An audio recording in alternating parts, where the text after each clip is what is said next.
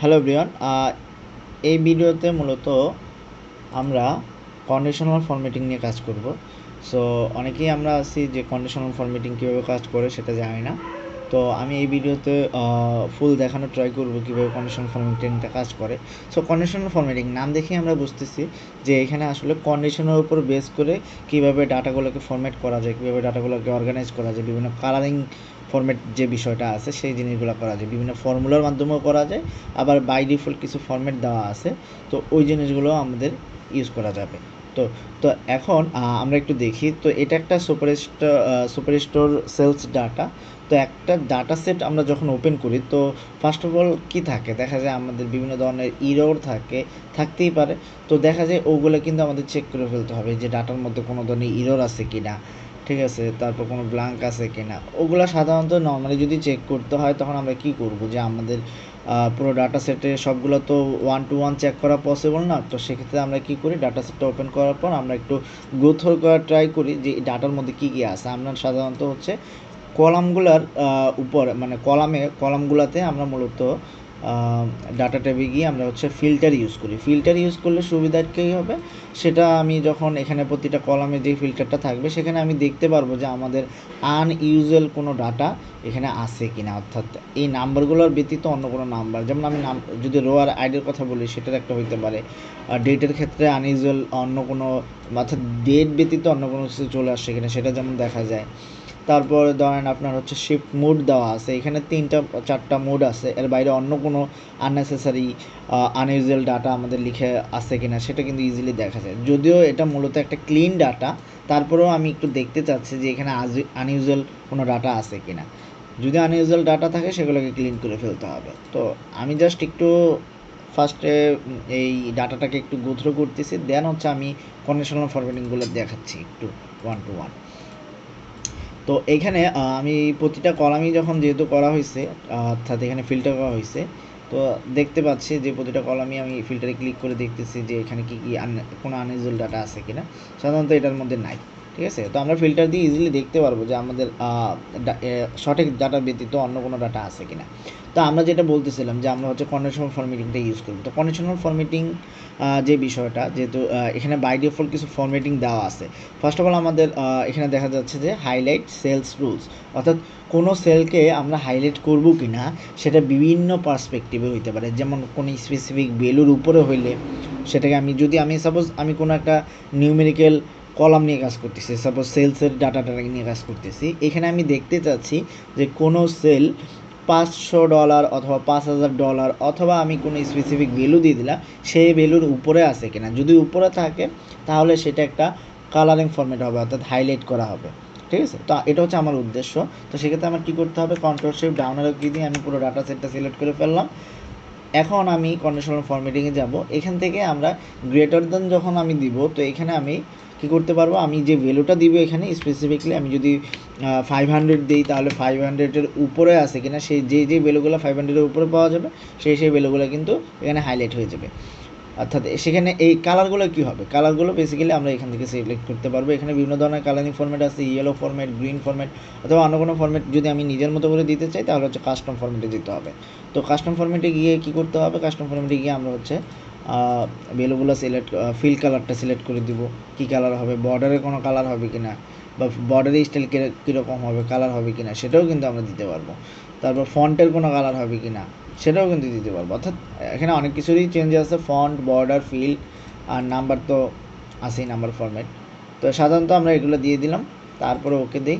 এখন দেখা যাচ্ছে এই যে কাস্টমাইজ করে যে ফরম্যাটটা দেওয়া হয়েছে এটাই কিন্তু আসতেছে। এটা হচ্ছে গ্রেটার দেন 500-এর উপরে। এখানে ভ্যালুটা আমি যেটাই দিই সেটার মধ্যে সেটার উপরেই আসবে বেসিক্যালি।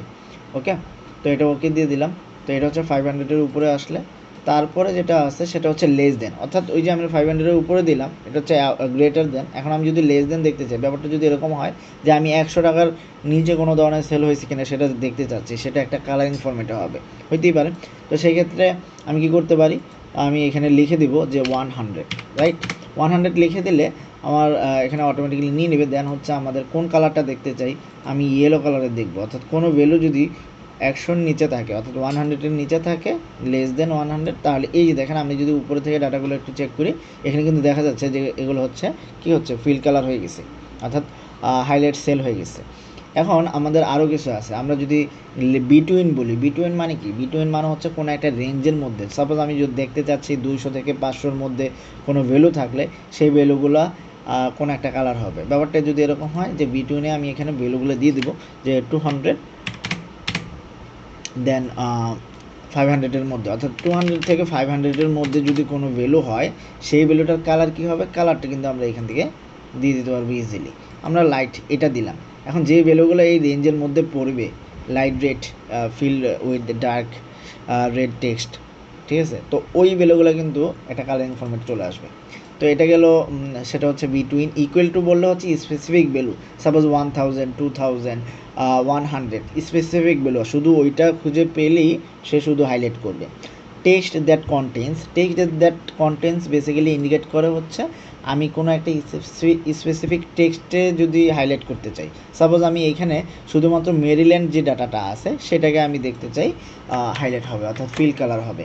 এখন আমি যখন যেহেতু টেক্সট কন্টেন্টস দেখতে যাচ্ছি, সেক্ষেত্রে আমি কি করব, আমি হচ্ছে টেক্সট দ্যাট কন্টেন্টস লিখে দেবো। এখানে গিয়ে আমি যেই লেখাটাই লিখবো, আমি মেরিল্যান্ড লিখলে মেরিল্যান্ডটাই একটা কালারিং ফরম্যাটে আসবে, আমি ক্যালিফোর্নিয়া লিখলে ক্যালিফোর্নিয়ার একটা কালার ফরম্যাট আসবে, ঠিক আছে। তো আমি যা লিখবো সেই টেক্সটটাই যদি আমার এই লেখার মধ্যে থাকে, অর্থাৎ ওই ভ্যালুর মধ্যে থাকে, তাহলে সেটা কিন্তু একটা কালারিং ফরম্যাটে আমরা সাজাতে পারবো। এটাই হচ্ছে কন্ডিশনাল ফরম্যাটিংয়ের হচ্ছে টেক্সট দ্যাট কন্টেইনস ফরম্যাট। ওকে, তারপরে আমরা যদি অন্য কোনো ভ্যালুর উপর দেখতে চাই, সেটাও কিন্তু হতে পারে। আমরা ডেট অকারেন্স যদি হয়, সো ডেটের মধ্যে যখন আমরা ক্লিক করি সাধারণত যেটা হয় যে ডেটের মধ্যে আমাদের দেখায় রিসেন্ট ডাটাগুলো দেখতে চাই। সাপোজ এখানে আমি যদি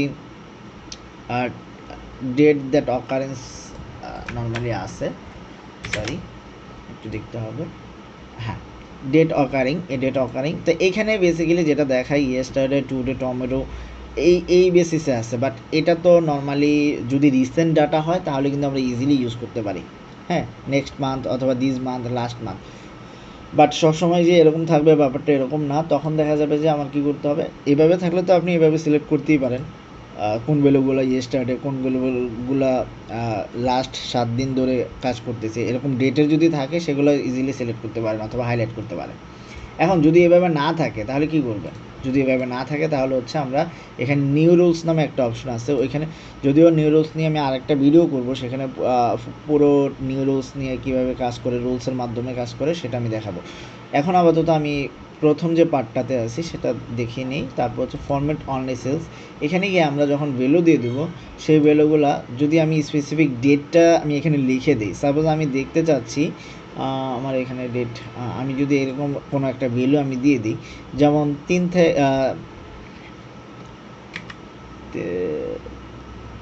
আমি একটা ডেট এখানে লিখে দিচ্ছি জাস্ট বোঝার জন্য।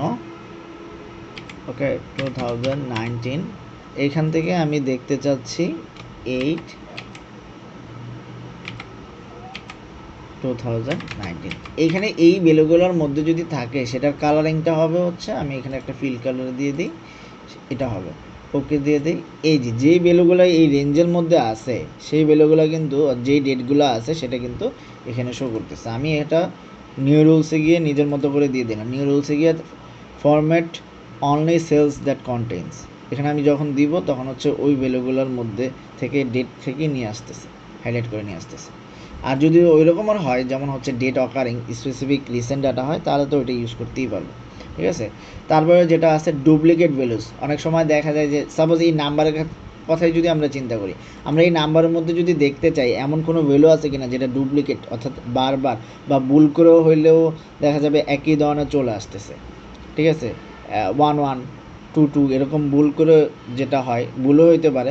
তো এই ধরনের ভুল যদি হয় বা আমরা যদি চেক করতে চাই, তাহলে আমরা কি করতে পারি, ইজিলি আমরা হচ্ছে ডুপ্লিকেট ভ্যালুসে গিয়ে আমরা হচ্ছে এখানে হাইলাইট করে ফেলতে পারি। যদি ডুপ্লিকেট ভ্যালুস থাকে তাহলে সেটা কিন্তু দেখাবে। তো নর্মালি কোনো ভ্যালু, অর্থাৎ এই ভ্যালুগুলো কিন্তু নর্মালি ইউনিক হয়, অর্থাৎ নাম্বারগুলো যেটা এমপ্লয়ি আইডি অথবা স্টুডেন্ট আইডি, এগুলো কিন্তু ইউনিক হয়। তো সাধারণত এগুলোর ক্ষেত্রে ডুপ্লিকেট হওয়ার চান্স নাই। তারপরেও যদি যেহেতু আমি চেক করতে চাচ্ছি, আমি কিন্তু ডুপ্লিকেট ভ্যালুসগুলো দেখতে পাই। তারপর যে কোনো ভ্যালুর ক্ষেত্রেও কিন্তু এটা হতে পারে, আমি কিন্তু এখানেও চেক করতে পারি যে কোনো ডুপ্লিকেটের ভ্যালুস। তো সবার ক্ষেত্রেই সেম। Thank you. এই ভিডিওতে আমি মূলত এতটুকুই দেখাবো। Thank you.